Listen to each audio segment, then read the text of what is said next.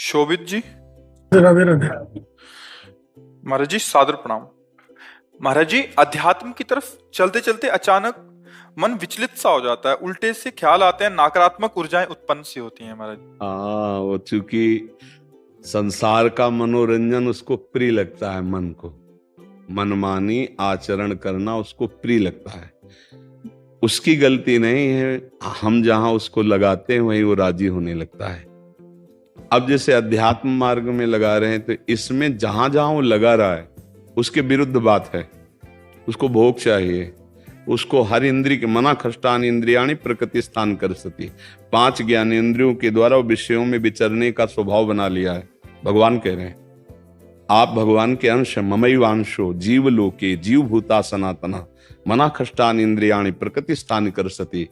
आप इस मन के भुलावे में आकर, मन भोगों के भुलावे में आपको फंसाकर ये सदैव अधीन रखा है। अब अध्यात्म सुनना शुरू किया, अध्यात्म चल तो अध्यात्म में मन को वश में किया जाता है और अभी तक आप मन के वश में रहे।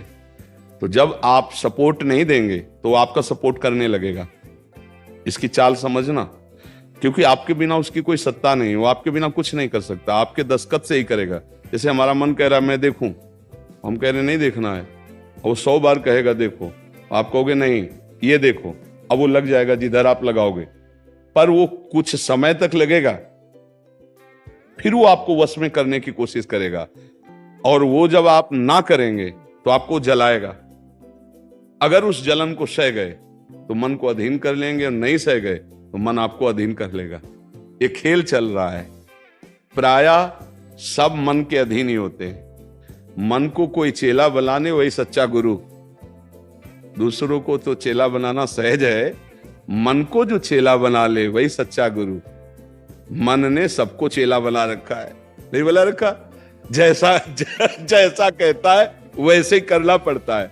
और बड़ा बात यह है कि मन को हम जैसा कहें शास्त्र आज्ञा से वैसा चला ले, सो महात्मा, वही गुरु, वही भक्त। नहीं तो भाई भेष चाहे जो हो, पर मन के अधीनता से मुक्त होना बहुत कठिन होता है।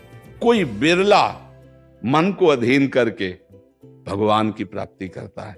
तो आप लोग उसी बिरले में हैं, क्योंकि अगर सत्संग मिल रहा है, साधु संग मिल रहा है और अध्यात्म की बातें सुन रहे हैं, अध्यात्म में चल रहे हैं, तो हम ये नहीं कह सकते कि हमारे ऊपर भगवान की कृपा नहीं। कृपा है, पर हमें विचलित नहीं होना। कम से कम ये बात आप स्वीकार करते हैं कि कभी कभी वो हमको गिराने की कोशिश करता है, अर्थात आपका बहुत सहयोग देने लगा है। तो एक समय था कि हम पूरे उसके अधीन थे, आज है कि आधा आधा हो गया है। आधा वो हमारे अधीन हो रहा है और आधा अपने अधीन करना चाहता है।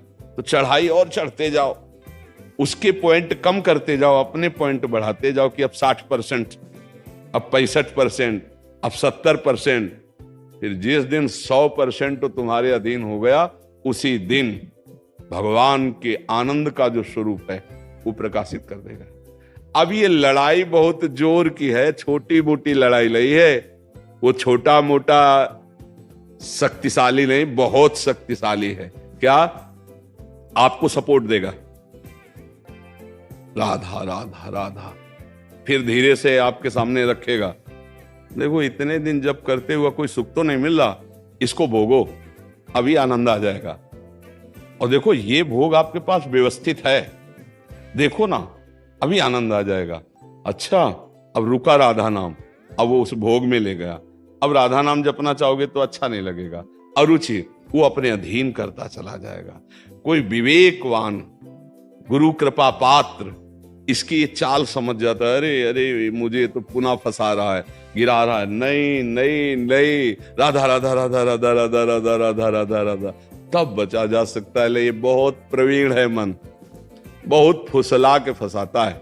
ऐसे ही फंसाता है कि देखो देख लेंगे, छुएंगे थोड़ी, नजदीक पहुंचा जिस विषय का, छू लेंगे, कुछ होगा थोड़ी, और धीरे धीरे धीरे वो तुम्हें लगेगा कि यार गलती हो गई, ऐसा क्यों हो गया, ऐसा यूं हो गया कि उसकी चाल को नहीं समझ पाए हम, उसकी चाल को नहीं समझ पाए। हर एक इंद्री के साथ ये जुड़ा हुआ है। ये सुन लेंगे, ये देख लेंगे, ये छू लेंगे, ये भोग लेंगे, इन्हीं इंद्रियों के कारण हमें परमात्मा प्राप्ति नहीं हो रही। यही इंद्रियां भोगों में फंसाए हुए हैं और उसका मुखिया ये मन है। और ये बहुत चतुर मंत्री है आपका मंत्री। पर ऐसा समझ लो कि भोला राजा और चतुर मंत्री, तो उसकी दुर्दशा कैसी होती राजा की। जो सलाह देता है वैसे ही कर देता है और वो फंसता चला जाता है। और मंत्री अपने को बलवान बनाकर केवल नाम मात्र का राजा उसको बनाए हुए सारा काम वही कर रहा है। देख लो आप, नाम मात्र के आप जीवात्मा भगवान के अंश हो, सारा काम वही मन कर रहा है। हमारा मन कर रहा है आज ये खाएं तो हम खाएं, नहीं ये मन की मांग है, तेरी मांग नहीं है। लेकिन ऐसा कौन भेद पैदा कर पाता है। अब मेरा मन कह रहा है आज ये देखा जाए, तो अब भाई देखा जाए। मेरा मन कह रहा है, तो कभी कभी मन अच्छा सपोर्ट करता है। जैसे आपको मन ने ही कहा चलो चलते हैं सत्संग में, बाबा के पास बैठते हैं वृंदावन में, तो अच्छा सपोर्ट दिया ना। वो सपोर्ट ना देता तो आप नहीं आ पाते। बस इसको अच्छे सपोर्ट के पॉइंट में लगाते रहो। और जब बुरा सपोर्ट करे उस समय सहना बहुत कठिन होता है। अगर मन ने ठान लिया कि अब ये करना है और आपने कह दिया ना, तो आपको जलाना शुरू करेगा। और उस जलन को जो सह गया, यम ही न व्यथ्यन्ते ते पुरुषम पुरुषर्षव सम दुखा सुखा धीरम स्वमृतत्वाय कल्पते, उस जलन को जो सह गया सो भगवान को प्राप्त करने की सामर्थ्य रख लेता है। बहुत कठिन है मन की जलन को सहना। बाहर के थप्पड़ सह जाना सही, लेकिन मन के थप्पड़ सहना बहुत कठिन, सबको गिरा देता है। इसका बहुत विचित्र बल होता है और इससे बचने का केवल एक उपाय है, नाम जप न छूटे और ये स्वीकार मत करो कि मुझे चाहिए। जैसे मन कह रहा है आज उस होटल में चलते हैं, अब रसेंद्री और मन एक हो गया है। अब आपको लगता है मेरी मांग है, तो बोले भाई आज मेरा मन कह रहा है यही, आज मेरा मन कह रहा है कि आज उस होटल का भोजन होना चाहिए। अरे तेरा मन कह रहा है, तू खुद कह रहा है, अब उसमें निर्णय करो सही है कि गलत। अगर गलत लग रहा है इसकी चाल तो आप मत जाओ। घर में रोटी दाल बनाओ, इसको अच्छा नहीं लगेगा, ये 100 बार कहेगा नहीं नहीं, तो आपको नहीं भाई आज तो यही खाना पड़ेगा। कल भले विचार करेंगे, कल विचार करेंगे आपकी बात पर आज नहीं, आज तो ऐसे बस में करना होता है। एक साधु के मन में आई कि खीर मिले, बहुत दिन से नहीं मिली।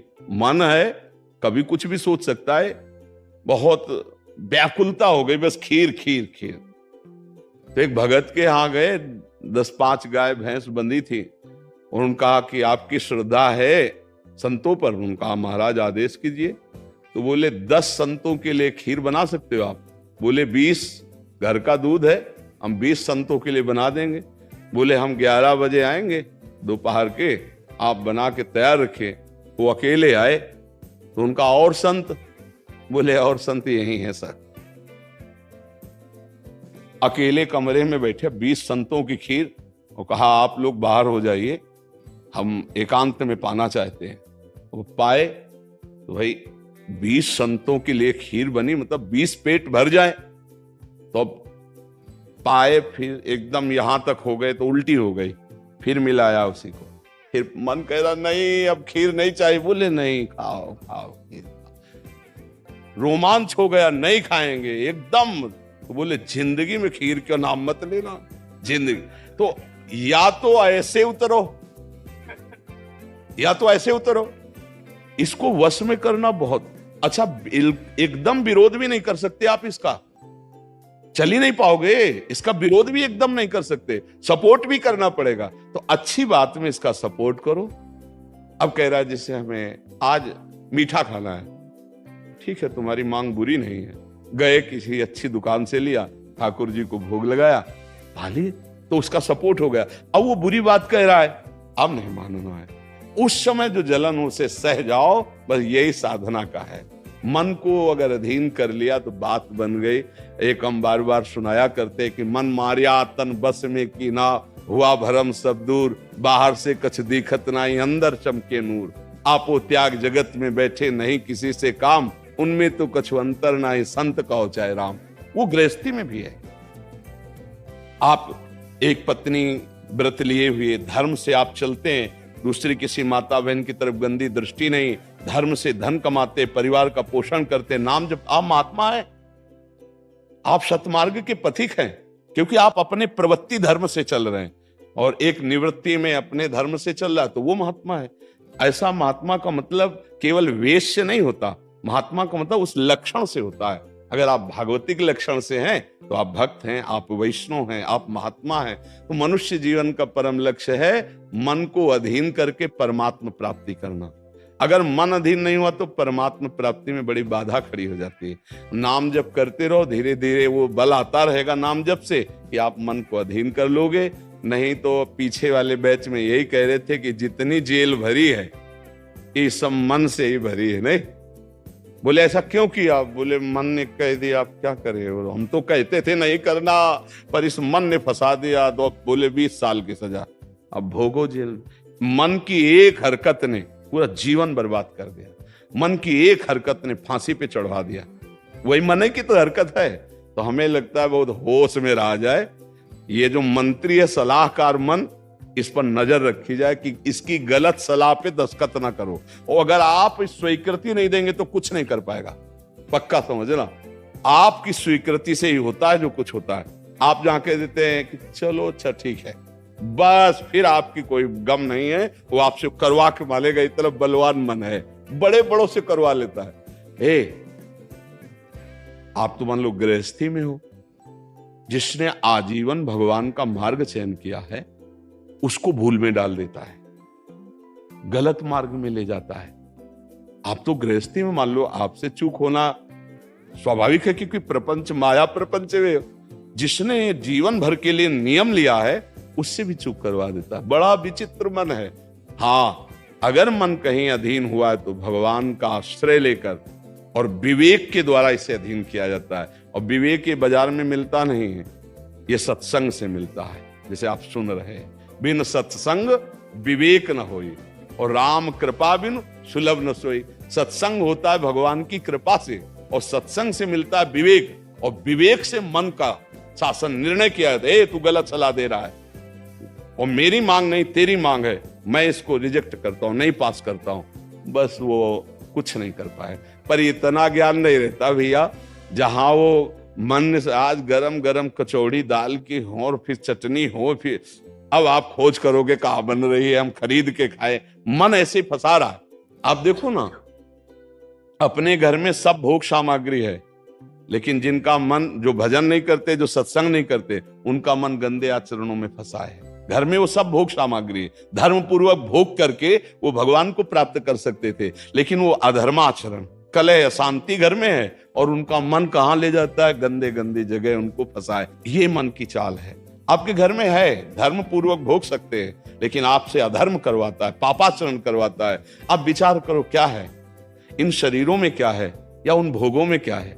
कितना भोगोगे? चाहे जितना भोग लो, कभी तृप्ति होने वाली नहीं। और धर्म से चलोगे तो एक दिन इनसे निवृत्ति हो जाएगी, तृप्ति तो नहीं, निवृत्ति हो जाएगी और आप प्रभु को प्यारे, प्रभु के प्रियजन बन जाएंगे। यही मनुष्य जीवन का लाभ है कि हम कमाई करने आए धर्म की, पुण्य की, नाम की, भगवान का नाम जप करके मंगल करने की, पर ये दिमाग में नहीं रहता और यही लगता है जितना धन हो जाए, जितनी भोग सामग्री हो जाए, खूब भोगे, मौज से जिए। पर अधर्म आचरण करने वाला कभी मौज से नहीं रह सकता। ये शब्द याद रखो, चिंता, भय, शोक, घबराहट और दुख, ये उसको कभी छोड़ेगा नहीं जो पाप कर्म करता है। अचानक बेमतलब की कल्पना भय की सवार रहेगी और धीरे धीरे वो मन डिप्रेशन में पहुंचने लगता है। क्यों? क्योंकि पापाचरण हो जाता है।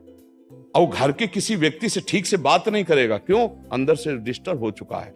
ये क्यों हुआ? बोले पापाचरण से हुआ। आज बहुत ज्यादा लोग डिप्रेशन में जा रहे हैं, बहुत ज्यादा लोग। इसका कारण जानते हो क्या है? यही मनमानी आचरण। मनमानी आचरण बचपन से शुरू हो जाता है, गंदा आचरण, गंदा व्यवहार, और वो दिमाग काम नहीं करता। एक प्रियता हमारे अंदर होती है कि कोई हमें प्यार करे, आप समझ ना। एक हमारे अंदर प्रेम की मांग होती है कि कोई हमें प्यार करे। नौ किशोर अवस्था में, जब यौवन अवस्था का, अगर उस समय हमें गलत संग मिल गया तो विक्षिप्त हो जाता है चित्त। अच्छा, प्यार कोई समझ पावे तो मुश्किल की बात है।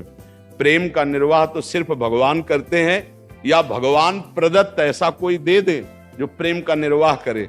नहीं, अपने हृदय से जिसको हम प्रेम करते हैं और वो कहीं दूसरी जगह देख रहा है, अब विक्षिप्त हो जाएगा वो व्यक्ति, नहीं हो जाएगा। और ये प्रायः बहुत तायत में हो रहा है। क्यों?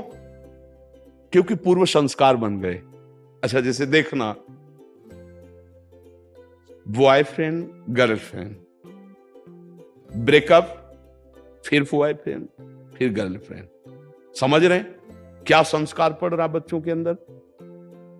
अब वो जब वर्ण करेंगे एक पति का, तो उनके अंदर निष्ठा आ पाएगी, वो संयम से चल पाएंगे, वो एक गृहस्थी को संभाल पाएंगे, वो अपने पति या पत्नी पर पूर्ण प्रेम कर पाएंगे? नहीं कर पाएंगे। क्यों? क्योंकि आदत खराब हो चुकी, संस्कार खराब हो चुके। अब ये हमारे समाज में ज्यादा फैल रहा है, नहीं फैल रहा है। अब जहां मन को संयम में लाने की बात आती है, वहां मन को तो हमने पहले ही रद्दी कागज बना दिया, पहले ही हमने उसको गंदा कर दिया। अब कैसे हो सकता है? गृहस्थी बहुत पावन मार्ग है, कोई ऐसा नहीं है। मतलब पवित्र शरीर दोनों के हैं और फिर धर्म से ग्रहण किया गया, तो वो फिर एक अच्छी गृहस्थी बनती है। अब पहले ही, इसलिए भाई बहुत संभालने की जरूरत। आप तो बड़े भाग्यशाली जो अध्यात्म में इस बात को समझ रहे, नहीं तो आज हमारा समाज थोड़ा गलत रास्ते की तरफ जा रहा है, गलत मार्ग है जिसको कोई समझ नहीं रहा। हमारे नवीन नवीन बच्चे, नवीन नवीन बच्चियां, नवीन नवीन भाई इस भूल में फंस गए कि ये सुख है और ये भोगना मतलब जीवन का लाभ है। नहीं नहीं नहीं, इसको धर्म के अंतर्गत रखा गया। देखो, हमारे शास्त्र में 4 पुरुषार्थ रखे गए, धर्म, अर्थ, काम, मोक्ष। काम कहां है? तीसरे नंबर पे है। पहले में क्या है? धर्म, और आखिरी में क्या है? मोक्ष। जो धर्म से चलता है, धन धर्म से कमाता है, धर्म से काम भोग करता है, वो मोक्ष को प्राप्त हो जाता है। आज 2 बातें हट गई, पहली और आखिरी, धर्म और मोक्ष हट गया, अब अर्थ और काम रह गया, नहीं रह गया। बस यही पशुता बढ़ती चली जा रही है। अब ये संतों की बातें कड़वी लगेंगी समाज को, लेकिन भैया बहुत गलत रास्ते में अपने लोग जा रहे हैं। इससे लौटना अभी संभव है, अभी लौटना संभव है। अगर कदम आगे बढ़ते चले गए तो आप लौट नहीं पाएंगे। आप देखो, हमारे नवीन बच्चों में बहुत डिप्रेशन की ये बात आती चली जाए। क्यों? विक्षेप पे विक्षेप पड़ रहा है। अब वो उससे आसक्त है, वो ब्रेकअप हो गया, अब उसका दिमाग पे जो भार पड़ा वो पूरे जीवन की जीवनी शक्ति को नष्ट कर रहा, चाहे बच्चा हो चाहे बच्ची हो। मतलब कई ऐसी समस्याएं प्रकट हो रही हैं जो अपनी बात कह नहीं सकते हैं और अंदर ही अंदर वो अपने को खोखला कर लेते हैं। हमें लगता है कि माता पिता को, परिवार को इन समस्याओं से, बच्चों से जुड़कर उनको हटाना चाहिए, उनको शिक्षा देनी चाहिए, उनको ऐसा मित्रवत बल देना चाहिए जिससे उनकी मानसिकता उभरे। अगर ये छूट बनी रही, इसे कहा जाता है दोस्ती, लेकिन भारी दुश्मनी फैल रही है, भारी हमारे जीवन का नाश करने वाली वृत्तियां फैल रही। तो इसलिए इससे बचा जाए और नाम जप किया जाए। अगर मन को छूट मिल जाए तो नरक पहुंचाने की पूरी व्यवस्था कर देगा। मन को छूट मिल जाए तो भारी से भारी अपराध करा देगा और जलाता रहेगा। इसलिए मन को छूट ना दी जाए, और मन को छूट ना दी जाए इसके लिए जो चाहिए विवेक, वो सत्संग सुना जाए, और जो बल चाहिए वो नाम जप किया जाए। नाम का बल और सत्संग का विवेक, ये 2 ही बचा सकते। साधन को हरि भजन है, कै सत्संग सहाय।